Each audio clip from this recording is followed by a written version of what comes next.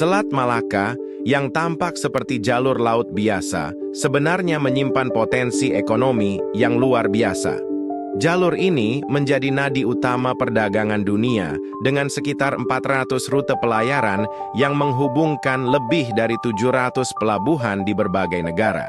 Aktivitas pelayaran yang tinggi ini menjadikannya salah satu jalur maritim tersibuk di dunia, di mana kapal-kapal dari berbagai negara berlalu lalang membawa barang ekspor dan impor dalam jumlah masif. Tak jauh dari selat ini, terdapat Selat Singapura yang menjadi jalur strategis bagi negara kota tersebut untuk mengoptimalkan keuntungan ekonomi dari lalu lintas maritim di kawasan ini. Singapura dengan pelabuhan bertaraf internasionalnya telah lama menjadi pusat logistik global. Pelabuhan mereka mampu menampung kapal-kapal besar dari berbagai negara dan menjadi titik transshipment utama di Asia Tenggara. Namun Singapura tidak berhenti di situ. Negara ini terus berinovasi dengan membangun mega proyek ekonomi baru bersama Malaysia, yakni Kawasan Ekonomi Khusus Johor Singapura, JSS. Pada 7 Januari 2025, Perdana Menteri Malaysia Anwar Ibrahim bersama Perdana Menteri Singapura Lawrence Wong telah meresmikan proyek ini sebagai langkah strategis untuk memperkuat kerjasama ekonomi kedua negara. JSS dirancang untuk menjadi pusat investasi yang akan mendorong pertumbuhan di berbagai sektor utama, termasuk manufaktur, logistik, hingga pendidikan. Dalam kurun waktu 10 tahun ke depan, JSS menargetkan pelaksanaan lebih dari 100 proyek dan menciptakan 20.000 lapangan kerja baru. Tak hanya itu, efek domino dari proyek ini terhadap Malaysia diperkirakan sangat besar. Pemerintah Malaysia memperkirakan akan ada tambahan hingga 100.000 lapangan pekerjaan, serta peningkatan pendapatan negara mencapai 26 miliar dolar AS per tahun pada 2030. Singapura dan Malaysia memiliki visi untuk menjadikan JSS sebagai pusat produksi dan rantai pasokan baru di Asia Tenggara, terutama dengan meningkatnya ketegangan perdagangan antara Amerika Serikat dan Tiongkok. Salah satu konsep utama kerjasama ini adalah memberikan peluang bagi perusahaan berbasis di Singapura untuk memperluas atau bahkan mengalihkan produksinya ke Johor. Dengan luas wilayah mencapai 3.500 km tatua, JSS nantinya akan lebih besar dari Singapura itu sendiri dan hampir 2 kali lipat lebih besar dibandingkan Shenzhen, kawasan ekonomi khusus unggulan di Tiongkok. Strategi ini menjadi langkah cerdas bagi Singapura dan Malaysia untuk menarik investasi global, serta menjadi magnet bagi perusahaan multinasional yang ingin mencari alternatif rantai pasokan di tengah dinamika ekonomi global. Namun di sisi lain, kehadiran JSS juga mengundang pertanyaan besar. Mengapa Indonesia tidak dilibatkan dalam proyek sebesar ini? Padahal Indonesia memiliki potensi yang tak kalah besar di kawasan Selat Malaka dan Selat Singapura. Salah satu aset strategis Indonesia di kawasan ini adalah Batam, yang telah lama dikenal sebagai kawasan ekonomi khusus dan pusat industri berbasis ekspor. Batam bahkan memiliki 2 kawasan ekonomi khusus, yaitu Batam Aeroteknik dan Nongsa Digital Park, yang seharusnya bisa menjadi bagian dari kerja sama ekonomi besar seperti JSS. Ketidakterlibatan Indonesia dalam proyek ini bisa menjadi pukulan bagi ekonomi Kepulauan Riau, terutama Batam, yang selama ini bersaing dalam menarik investasi asing. Dengan hadirnya JSS, investor yang sebelumnya mungkin tertarik dengan Batam bisa beralih ke Johor yang memiliki akses lebih dekat ke Singapura. Jika ini terjadi, daya saing ekonomi Batam bisa semakin melemah dan pertumbuhan industri di Kepulauan Riau berisiko mengalami stagnasi.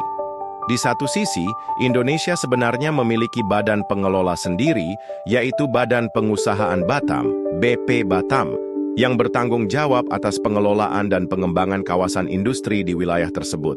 Namun, tanpa keterlibatan langsung dalam inisiatif seperti JSS, BP Batam bisa kehilangan momentum dalam menarik investor global. Dibandingkan dengan Malaysia dan Singapura yang begitu agresif dalam mengembangkan proyek ekonomi bersama, Indonesia tampaknya belum mengambil langkah konkret untuk memanfaatkan posisinya di jalur perdagangan maritim utama ini.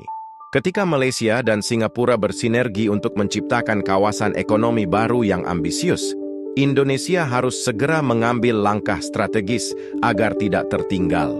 Pemerintah harus mampu melihat peluang besar yang ada di Batam dan Kepulauan Riau, serta mencari cara agar kawasan ini tetap kompetitif dalam persaingan ekonomi global.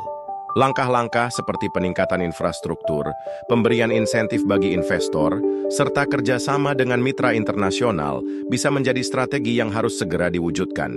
Jika Indonesia tidak bergerak cepat, maka peluang besar ini bisa semakin menjauh. Keunggulan geografis Batam yang berdekatan dengan jalur pelayaran utama seharusnya bisa dioptimalkan untuk menarik investasi dan menjadi pusat industri serta perdagangan yang lebih kompetitif. Dengan strategi yang tepat, Indonesia tidak hanya bisa bersaing dengan Malaysia dan Singapura, tetapi juga mampu menjadikan Batam sebagai pusat pertumbuhan ekonomi baru di kawasan Asia Tenggara. Pemerintah Indonesia perlu segera melakukan evaluasi mendalam terhadap kebijakan ekonomi dan investasi di kawasan strategis seperti Batam dan Kepulauan Riau. Dengan hadirnya JSS, posisi Indonesia di jalur perdagangan internasional bisa terancam jika tidak ada langkah konkret untuk memperkuat daya saingnya. Salah satu cara yang bisa dilakukan adalah mempercepat pembangunan infrastruktur pendukung, seperti pelabuhan yang lebih modern, kawasan industri yang lebih terintegrasi, serta peningkatan konektivitas transportasi antara Batam dan pusat ekonomi lainnya di Indonesia maupun internasional.